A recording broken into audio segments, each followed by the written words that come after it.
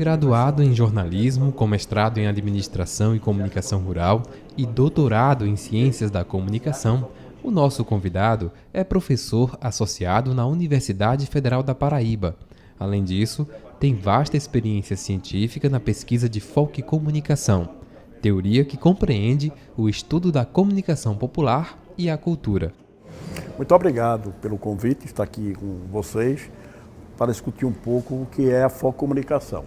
A folccomunicação surge com o trabalho teórico e prático do professor Luiz Beltrão, jornalista, escritor, romancista, pernambucano de Olinda, né, que cria essa teoria da folccomunicação justamente para compreender os processos de comunicação nas culturas populares e no folclore dentro de um contexto da sociedade contemporânea.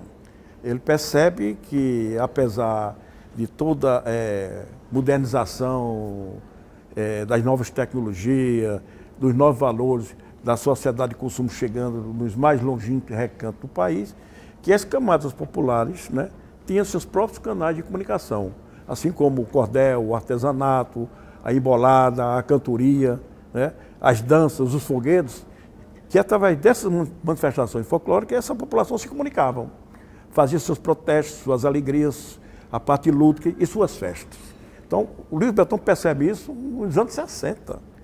Né? Ele percebe isso justamente para mostrar que as camadas populares, mesmo aquelas marginalizadas socialmente e economicamente, nesse sentido que eu estou falando de marginalizados, tinham seus próprios meios de comunicação. Perfeito.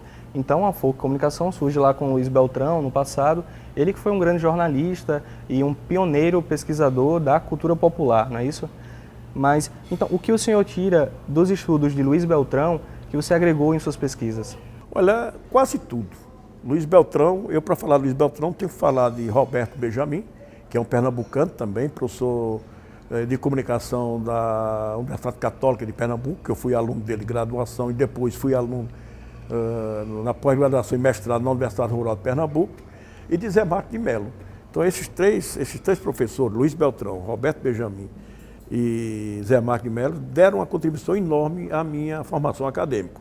E então eles foi que me aproximaram de Luiz Beltrão, quando eu conheci a teoria da folccomunicação, naquela época, nos anos 60, 70, que a escola franco-fusiana falava que com a indústria cultural as culturas populares acabariam, ou com a chegada da televisão, do rádio, das comunidades mais longínquas do sertão do Nordeste brasileiro se acabaria, a folccomunicação estudava de outra forma, estudava que não era assim, quer dizer, as culturas populares não são apenas sobreviventes da indústria cultural, ela é sobrevivente e interpela a cultura da indústria cultural. Em 1976, o senhor coordenou o primeiro encontro de folclore da Paraíba, não foi isso? Exato. Nesse encontro, o senhor convidou o senhor Luiz Beltrão, não foi isso, para esse evento. Como que foi esse encontro entre esses dois grandes pesquisadores da comunicação? Eu era um jovem principiante da pesquisa em comunicação, e da folccomunicação e da cultura popular. E eu conheci Luiz Beltrão em 74, em vários encontros apresentados, como falei, para Roberto Benjamin. Então, quando eu entrei na Universidade Federal da Paraíba, em 1976, assim que eu entrei, eu já tinha um projeto que era realizar o primeiro encontro de cultura popular para debater os processos de atualizações, isso em 76, que é um tema atual, né? Estamos discutindo isso aí hoje, em 76, para discutir a questão da cultura popular nesse novo contexto de consumo das culturas a partir da indústria cultural. E convidei Luiz Beltrão, nós convidamos Luiz Beltrão, ele foi a Pombal, e fez uma conferência que foi revolucionária, né? A folccomunicação como sistema de comunicação. Foi a conferência dele, do qual nós publicamos depois. Então, nesse encontro, participaram grandes pesquisadores do Brasil inteiro, né? Eu podia citar aqui você, Roberto Benjamin, Saul Martins, Brau Nascimento, Ricardo Noblar, jornalista, né, que você conhece, Ricardo Noblar. E nós discutimos essas mudanças que ocorriam nessas festas populares, dentro do contexto da Festa do Rosário, que se realiza primeiro domingo de outubro lá em Pombal. Todo primeiro domingo de outubro se realiza o grande domingo do Rosário. Então nós levamos Luiz Beltrão para esse encontro. Ele fez realmente uma palestra que mudou basicamente toda a maneira de eu pensar, de analisar as culturas populares. E até hoje venho seguindo essas teorias de Luiz Beltrão, claro, atualizando e defendendo meus pontos de vista, conforme defendi na minha dissertação de mestrado e defendi na minha tese de doutorado, o ativista imediato, uma renovação, uma atualização do líder de opinião foco comunicacional que Luiz Beltrão descreve nos anos 70 na Foco Comunicação. Adorno e Horkheimer, importantes sociólogos alemães, defendiam que a indústria cultural era como uma grande máquina de reprodução e distribuição da cultura, e que dessa forma poderia prejudicar tanto as culturas, a arte popular, quanto a arte erudita. O senhor acredita que as culturas de massa podem ser alienadas pela indústria cultural? Olha, quando eu comecei as minhas pesquisas ainda na graduação de jornalismo na Católica de Pernambuco, eu fazia parte desse time que acreditava que a indústria cultural acabaria e extinguiria as culturas populares. Mas quando eu comecei a cair em campo com o professor Roberto Benjamin, e já tendo lido os textos de Luiz Beltrão, cada vez que a gente penetrava nas comunidades, principalmente do interior do Nordeste, a gente percebia, e naquela época começaram a chegar as televisões nas pequenas comunidades, nas praças públicas do município, houve uma proliferação de antenas parabólicas. Então, havia uma preocupação no meio acadêmico de que com as parabólicas, com as televisões de praça pública, a cultura popular extinguiria porque passaria a ser massa de manobra do capitalismo. Mas cada vez que a gente penetrava nessa comunidade, na pesquisa de campo, a pesquisa empírica, a gente via que havia uma resposta diferente. Uma resposta dada de que os produtores da cultura popular não eram simplesmente receptores passivos. E quem defendia essa teoria naquela época, né, justamente faz no contraponto à escola frankfurtiana, à escola de Frankfurt, foi, de certa forma, mal visto. E nós, da Foco Comunicação, passamos por um problema seríssimo. De um lado, o controle ideológico do núcleo duro, eu falo núcleo duro da escola de Frankfurt, e dos folcloristas conservadores que não aceitavam a dinâmica do folclore. E nós começamos a mostrar isso, está aí provado isso. Nós estamos aí, quer dizer, nos anos 80, foi a televisão, o rádio acabaria com as culturas populares, agora nos anos 90, a globalização acabaria com as culturas populares, e nós estamos vendo que a cultura popular não se acaba.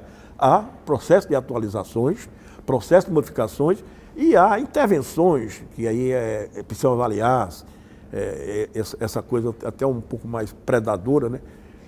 Desse São João que traz estrelas para fazer show, né? Aqui mesmo, eu chegando no aeroporto em Petrolina, já vi um painel enorme no aeroporto, as estrelas do São João são aquelas figuras que são os cantores sertanejos, etc.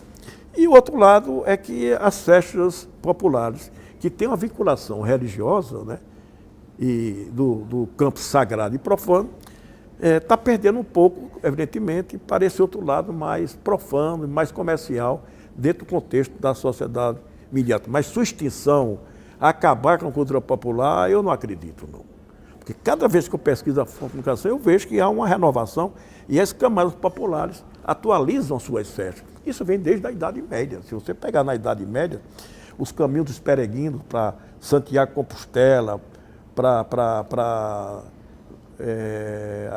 a Terra Santa, né, Jerusalém, e na França, né, Lourdes, essas coisas, vocês vão ver que nesses caminhos, já na Idade Média, as procissões eram um grande acontecimento midiático, na Idade Média, né, se colocar o conceito de mídia como um acontecimento de comunicação ampla. Muito obrigado, senhor Oswaldo. E a você que está aí nos assistindo, não saia daí. O Sou Sertão volta já.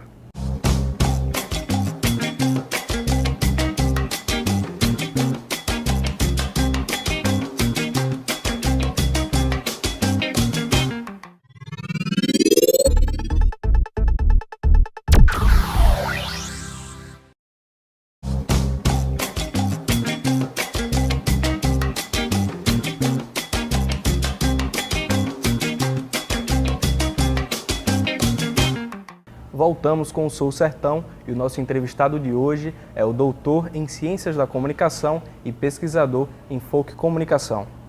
Muito obrigado, senhor Oswaldo. Um grande exemplo da nossa cultura popular aqui na região são as festas juninas, com todas as suas tradições.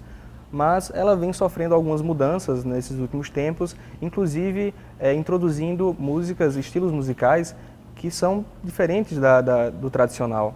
Como o senhor pode explicar essa mudança? Olha, é uma questão bastante polêmica essa discussão. Há poucos dias nós discutimos em Campina Grande um seminário no campo da comunicação essas questões. Campina Grande é considerado o maior São João do mundo, né? E foi discutido isso. E essa é uma polêmica que existe até dentro da própria comunicação. Então há um embate sobre isso, né? Eu acho que na perspectiva da pesquisa da comunicação, que nós estudamos os processos de atualizações das festas populares na comunicação, né? Os processos de atualizações das festas, de atualização das festas populares, né? São João, Carnaval, Natal, Quaresma e etc., que é a área que eu estou estudando agora na comunicação, a gente não tem que estar preocupado se ela é autêntica ou não. A gente tem que estudar os processos de modificações que estão ocorrendo nas festas populares, dentro da comunicação. Por outro lado, há um segmento na área do folclore, dos folcloristas, né, que contesta essas questões da enxurrada, da invasão dos cantores da mídia, os cantores da cultura de massa, principalmente sertanejos, que vão cantar no São João em detrimento aos cantores de forró, pé de serra, etc. Mas eu estou começando a perceber que está começando a existir uma outra festa paralela. Eu fiz isso em Campina Grande.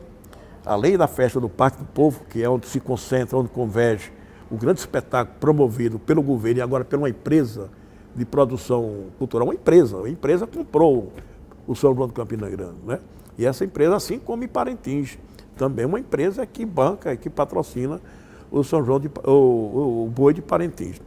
Então, eu comecei a andar pelos bairros, eu estou começando a perceber que está havendo uma resposta das camadas populares a essa festa que só traz os cantores imediatos, que a população apropria desse contexto, mas reinventa as suas festas.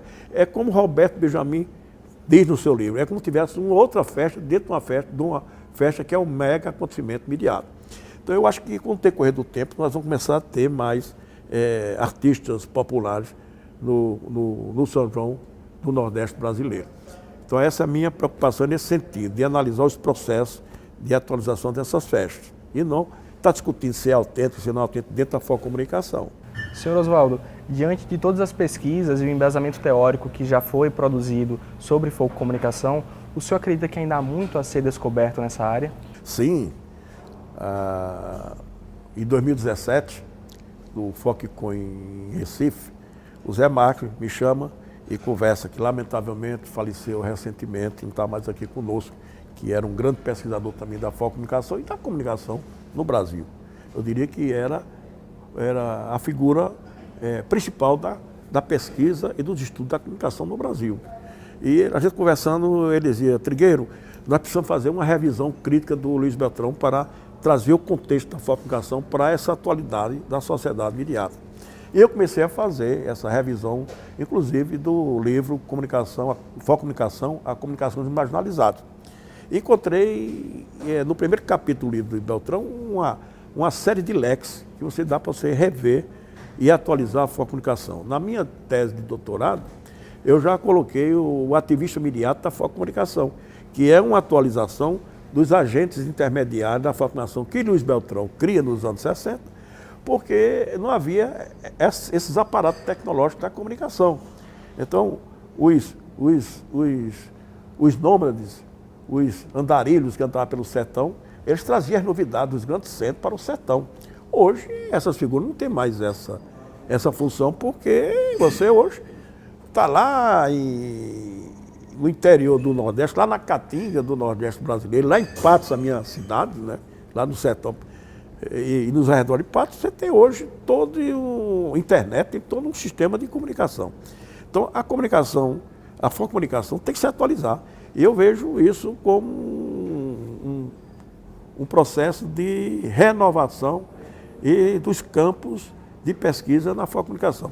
Ela está, inclusive, eu acho, abrindo muito mais esse leque para estudar essas festas e essas manifestações culturais do folclore, da cultura popular, no contexto da sociedade da idade da mídia. O que seria, então, fundamental para fortalecer as pesquisas em comunicação aqui no país? Mais trabalho de campo, o rigor científico, nós estamos ensinando a trabalhar mais com rigor científico, eu acho que é fundamental.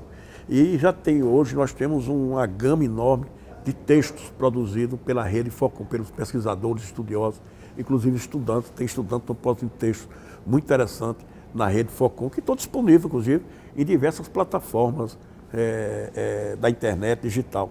Começar a citar esses autores. A gente tem que começar a aprender a citar nossos autores, né? A academia tem essa coisa de... Eu posso fazer isso aqui, porque eu estou com 40 anos de atividade nessa área, né? Já cheguei aos 70. Então, eu posso dizer, a gente tem que acabar com esse modismo. Se você não citar um autor estrangeiro, está fora de moda na academia. Nós temos que citar nossos autores na área da comunicação, que hoje o Brasil, na área da comunicação, é pioneiro. Então, é um trabalho muito interessante. E na Focomunicação também. Então, o rigor científico na área da Focomunicação, e a gente dá mais importância aos trabalhos produzidos pelos nossos pesquisadores estudiosos, inclusive estudantes da rede Focom. Como membro do grupo de estudos de Focomunicação da Intercom, a Sociedade Brasileira de Estudos Interdisciplinares de Comunicação, qual conselho o senhor daria para os novos pesquisadores que pensam em aprofundar essas pesquisas? Estudar mais a parte teórica, né? A Focomunicação é um campo interdisciplinar, nós não podemos ficar isolados da Focomunicação desconhecendo outras linhas teóricas, né? É muito interessante isso. E a gente, mais rigor científico, a gente está precisando disso, produzir mais trabalhos e a pesquisa de campo, sem esse ranço, né? O ranço que é normal quando a gente está discutindo a questão das culturas populares e o folclore dentro do contexto da sociedade mediada. Então, eu acho fundamental isso. Eu realmente sou fundador do grupo de trabalho na Intercom, como também sou fundador da Intercom. Eu sou o sócio 015 da Intercom. Eu participei da fundação da Intercom, né? Com Zé Marques Mello e tantos outros. Então, estou no grupo, já fui coordenador do grupo, e estou no grupo desde a sua fundação. E eu vejo uma evolução muito grande, não só na Intercom, mas os grupos de trabalho na rede Focom, que é a nossa rede específica da comunicação. Eu acho que isso é fundamental. O rigor científico, metodológico, nós estamos precisando fortalecer esse campo e que a gente possa citar os nossos autores. Eu acredito que isso é uma das formas de a gente fortalecer e motivar a juventude a entrar na pesquisa da Focomunicação. Senhor Oswaldo, muito obrigado pela participação no nosso programa e obrigado a você que nos acompanhou até aqui em mais uma edição do Sou Sertão.